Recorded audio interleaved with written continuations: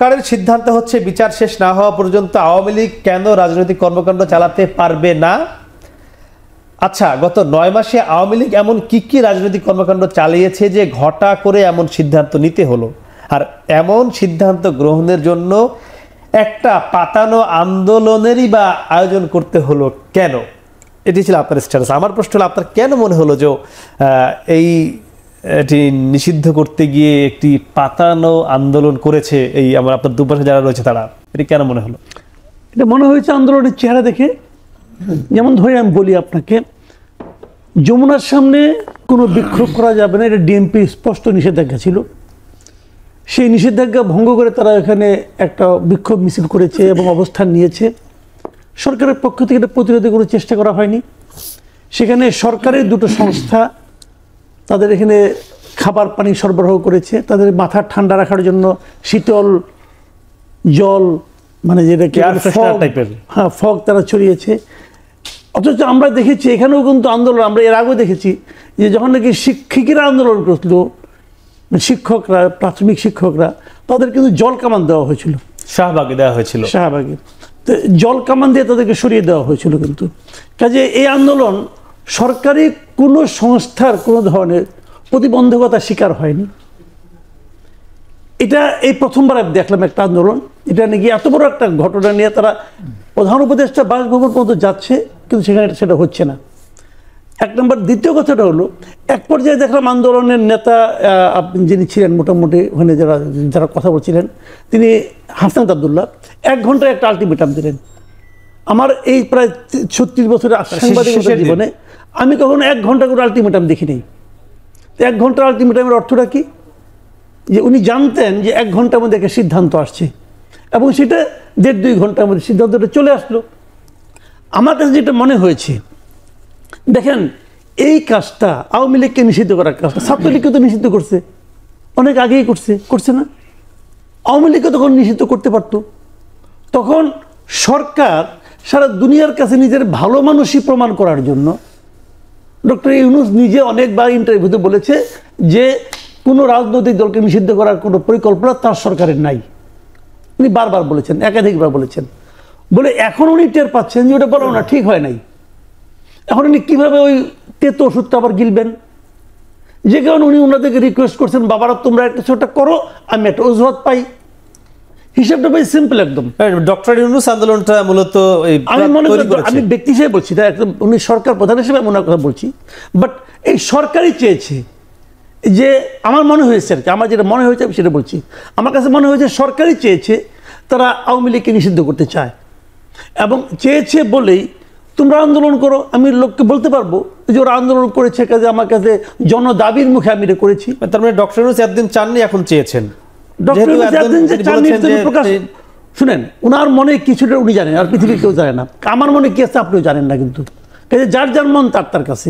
কিন্তু উনি যে যতটুকু প্রকাশ করেছেন, সেই প্রকাশ দেখে আমার যা মনে হয়েছে আমি সেটা বললাম।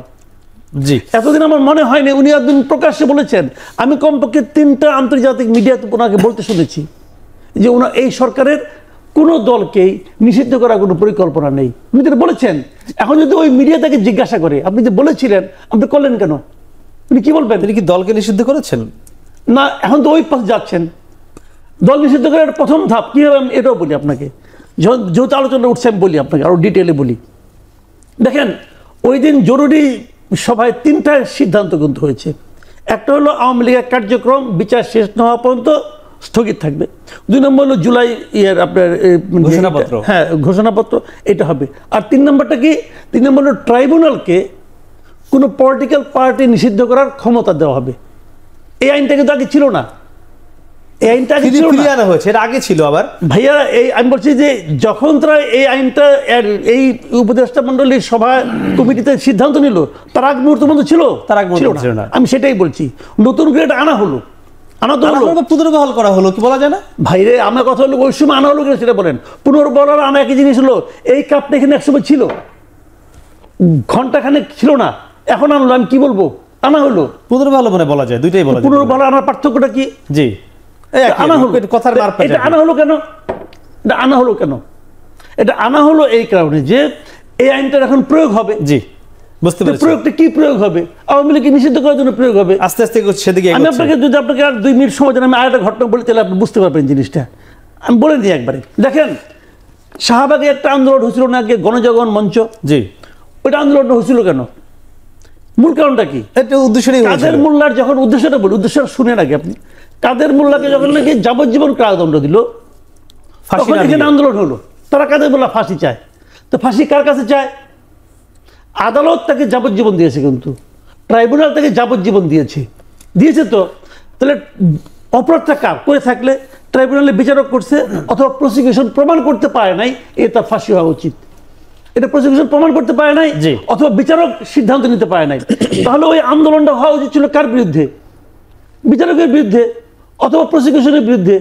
ওই পুরো আন্দোলনের কোনো দিন আপনি কি ওই বিচারকের নাম শুনছেন একবার? ওই বিচারকের বিরুদ্ধে কোনো স্লোগান হয়েছে? না, হয় নাই। হয়নি। কিন্তু আন্দোলনের ফলে কি হয়েছে?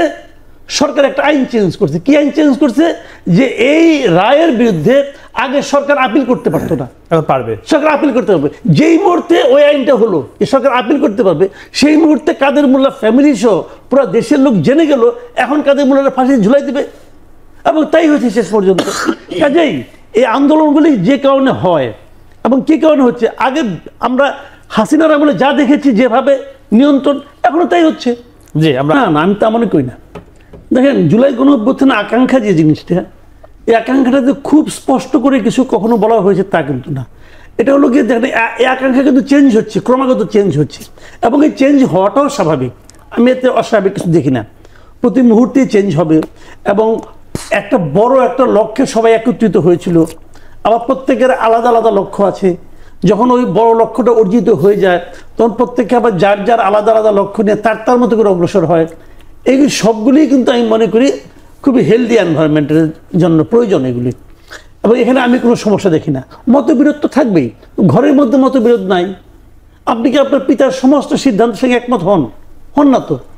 আপনার ফ্যামিলিতেও আপনার বাচ্চার, আপনার স্ত্রীর সব সিদ্ধান্তের সঙ্গে আপনি একমত হন? তারা আপনার সিদ্ধান্তের সঙ্গে একমত হয় না তো? এই একমত হইলেই বরং অশান্তি হতো। একমত না হওয়ার মধ্যে এক ধরনের বিউটি আছে। আমি এই বিউটিটাকে এনজয় করি। এটা হওয়া উচিত। বিরোধ থাকবে। বিরোধ থাকলে কি হয়, যখন আপনার কথা আমি বিরোধিতা করলাম অথবা আপনি আমার কথা বিরোধিতা করলেন, ওরা সঙ্গে সঙ্গে আমি চিন্তা করি যে তাহলে আমার সিদ্ধান্ত আমি যেটা বললাম এর মধ্যে বিরোধিতা কেন?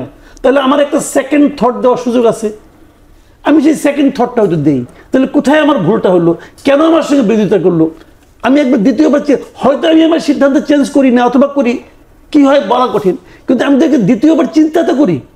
এই দ্বিতীয়বার চিন্তার জন্য এই বিরোধিতা, এই ধরনের মতবিরোধ হওয়ার দরকার আছে। মতবিরোধ এক জিনিস, আর শত্রু হয়ে যাওয়া আরেক জিনিস। এরা কিন্তু কেউ কোনো শত্রু হয় নাই। যে এখানে আমি মনে করি ঠিক আছে, আলাপ আলোচনা হবে। যেমন ধরুন, ওদের সঙ্গে তো এনসিপির একটা বিরোধ ছিল, একসঙ্গে তো ছিল, তারা একসঙ্গে এনসিপি করার কথা ছিল, তারা তো এনসিপির সঙ্গে পরে গেল না, আলাদা একটা পার্টি করলো। এমনকি পরস্পর শত্রু হয়ে গেল? শত্রু তো হয় নাই। শত্রু যে হয় না তার প্রমাণ তো দেখলাম আমরা, এইবারই দেখলাম। তো কেউ কোনো শত্রু না, কিন্তু লক্ষ্য অর্জনের জন্য মানে একটু মতবিরোধ থাকতেই পারে, এতে আমি কোনো অন্যায় দেখি না। মাহফুজের স্ট্যাটাসটা নিয়ে বলি আমি। মাহফুজের স্ট্যাটাসটা এখানে আমি দুটো কারণ দেখি। এক নম্বর কারণ দেখি যে শাহবাগের ওখানে কিছু স্লোগান ছিল, যে স্লোগানগুলির এই মুহূর্তে এই স্লোগানগুলি হয়তো তারা ধারণ করতে পারছে না। সম্মিলিতভাবে এই সরকার অথবা এনসিপি তারা মনে মনে কি ধারণ করে আমি জানি, হয়তো মনে মনে কোনো সমস্যা নাই, কিন্তু প্রকাশ্যে এই মুহূর্তে এটাকে তারা ধারণ করতে পারছে না।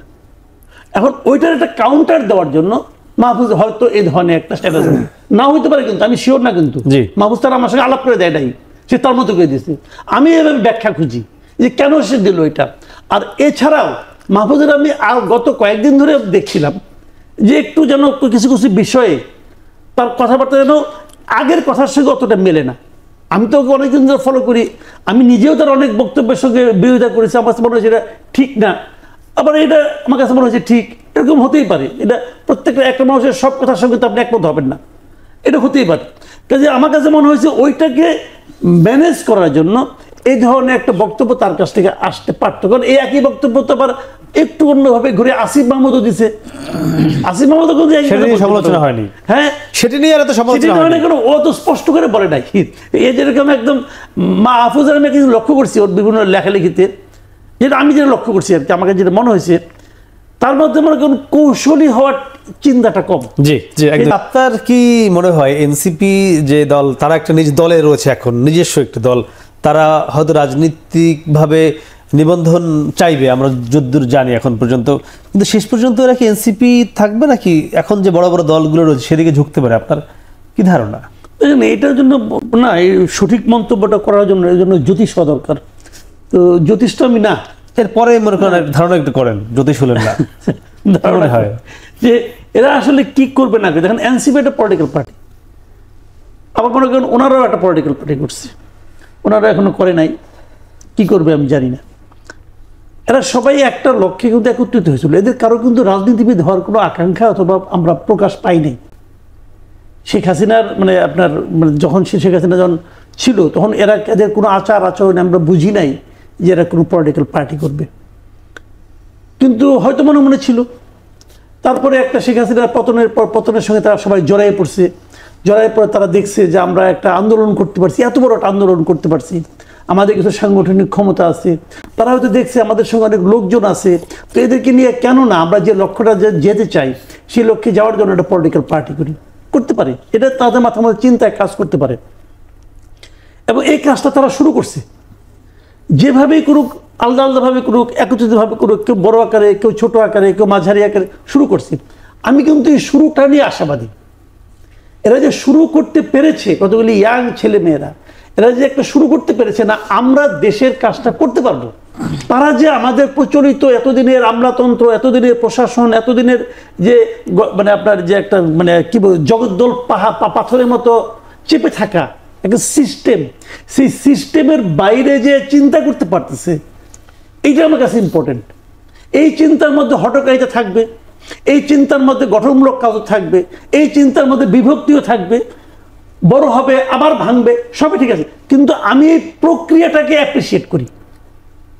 আমি কিন্তু পার্টিকুলার কোনো দলের কথা বলছি না, কিন্তু আমি যে প্রক্রিয়াটা, তারা যে নিজে কিছু করার কথা চিন্তা করতেছে, এটাকে আমি অ্যাপ্রিসিয়েট করি যে এই চিন্তাটা আমাদের যুব সমাজের মধ্যে গত 15 বছর ছিল না, এবং ইন্টেনশনালি যুব সমাজের মাঝখান থেকে এই চিন্তাটাকে সরিয়ে দেওয়া হয়েছিল, সরিয়ে রাখা হয়েছিল, রাজনীতি বিমুখ ছিল। তাদেরকে বলা হয়েছিল যে তুমি চাকরির জন্য এই পড়াশোনা করবা, এবং চাকরি পেতে হলে তোমাকে ছাত্রলীগ করতে হবে, তুমি চাকরি পাবা না, অথবা তুমি ছাত্রলীগ করবা, আর ছাত্রলীগ করা মানে তুমি আমার ভিত্তিতে পরিণত হবা, আমার তোমার কোনো ব্যক্তিগত চিন্তা থাকবে না, তোমার কোনো আত্মসম্মান বোধ থাকবে না, এগুলো হবে। তো সেই প্রক্রিয়া থেকে এরা যে বেরিয়ে আসতে পারছে, আমি কিন্তু এতে হ্যাপি। এদের মধ্যে যদি কেউ দাঁড়াতে না পারে, যদি কেউ শেষ পর্যন্ত বড় কোনো দল না হতে পারে, তাও আমার দুঃখ থাকবে না, কারণ আমি মনে করবো ওইটা হবে সময়ের প্রয়োজনে, এরকম হবে, আবার একত্রিত হবে। কিন্তু এটা এই যে প্র্যাকটিসটা শুরু করছে যে কিছু করা সম্ভব, আমি এটাকে অ্যাপ্রিসিয়েট করি ভাই। আমি কিন্তু ওর প্রতি আমার বিশেষ কোনো সিম্প্যাথিও নাই, আবার সিম্প্যাথি আসলে ভুল বললাম, ওর প্রতি আমার কোনো বিরোধ নাই, কোনো মানে এই নাই, বিশাল কোনো প্রত্যাশাও নাই, কিন্তু বাট সিম্প্যাথি আছে। যখন একটা করে খবর শুনি যে এনসিপি এই ভুলটা করছে, যখন একটা করে খবর পাই যে অমুক সমন্বয়কের নামে এই চাঁদাবাজির ঘটনা শোনা যাচ্ছে, আমার মনটা খুব খারাপ হয়ে যায়। খারাপ হয় কেন? আমরা তো এদের দিকে তাকাই আছি আসলে বেসিক্যালি। শুনেন, আওয়ামী লীগ, বিএনপি যাই বলুন, এই ট্রেডিশনাল দলগুলো আমাদের যে কি দিবে, এটা আমাদের অভিজ্ঞতা খুব খারাপ অভিজ্ঞতা। তারপরেও আমি মনে করি যে বিএনপিতে কিছু চেঞ্জ আসতে পারে, হয়তো চেঞ্জ আসছে, আমি জানি না আসছে কিনা, মুখে তো অনেক কিছু বলে, করলে পরে বোঝা যাবে, ক্ষমতা আসলে বোঝা যাবে, এদের নিয়ে আমরা আশাবাদী। এখন এই যে একটু অফিয়ারে আলাপ হচ্ছিল কিন্তু আমাদের মধ্যে যে এনসিপি কি শেষ পর্যন্ত বিএনপির সঙ্গে যাবে, মানে শোনা মাত্রই কিন্তু আমার মুখের মধ্যে ধক করে উঠছে, ভাই তোমার বিএনপির সঙ্গে যাওয়া দরকার কি? বিএনপির সঙ্গে যাওয়ার মানে হলো আমি ক্ষমতার শেয়ার চাই। তো ক্ষমতার শেয়ার চাইলে পরে একটা ছোট্ট বিন্দু জনের বড় বিন্দুর সঙ্গে মিলে যায়, তখন সে আর তার অস্তিত্ব থাকে না, সে তখন বিএনপি হয়ে যায়। জি হাদি